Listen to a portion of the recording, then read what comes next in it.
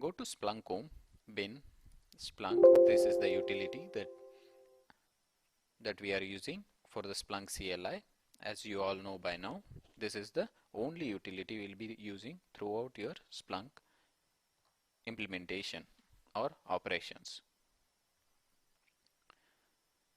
For searched clustering, we need to initialize this member. It is with init parameter, that is a searched cluster, which stands for sh cluster -config. In this part of the command, we are saying this searched to initialize the configuration that are necessary for a searched cluster, but we are still not saying which is the management URI. The management URI will be your own Splunk instance that is acting as searched. So this is searched one. This is the URL, and the port number we all know by now. Management port by default is 8089. So this is the syntax for specifying management URI.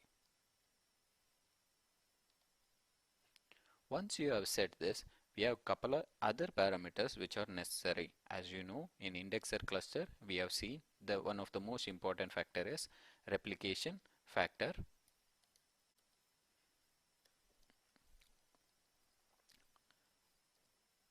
The replication factor here we will be defining as just one copy should be more than enough for the replication, so that each searched holds one copy of the data.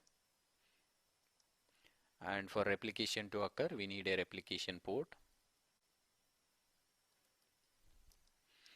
In indexer, we gave 9090, I believe. We'll give 9091. This port number, it's completely random. You can choose whichever the port you like.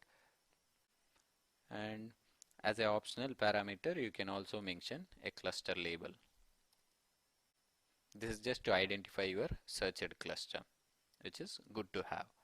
We'll give it searched cluster number 01. So once this command, just copy this command. It will be useful in running other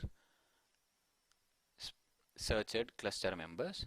Hit enter. It will ask for your username and password if you have not already entered. Since my credentials are already entered for Splunk user, it automatically executed the command. It says searched clustering has been initialized on this node. We must restart in order to see the effects of these changes. Let us go ahead and restart the instance. This is our searched one, which is our searched, this one. It's down.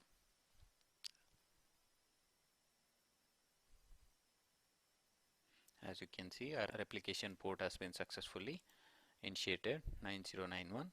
That means our searched clustering configuration has been reflected. Let us verify it via GUI.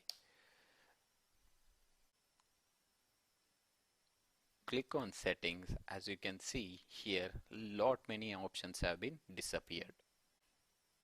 As you can see, there are many options in the searched 2 where we have not initialized for searched cluster, but on the searched one, everything else has been disabled because these configurations are related to your indexers and AV forwarder and other Splunk component. For searcheds, you need only these two. We'll see how we'll proceed, and we'll configure searched initialization requirements for our searched number 2. I'll copy the same command. This is our command. So here I'll just change the IP address of the searched. That is a searched 2 IP address.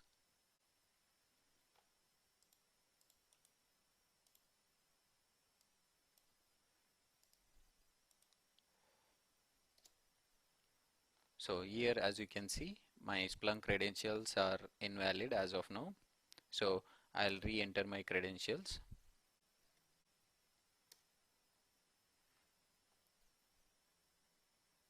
It was successful.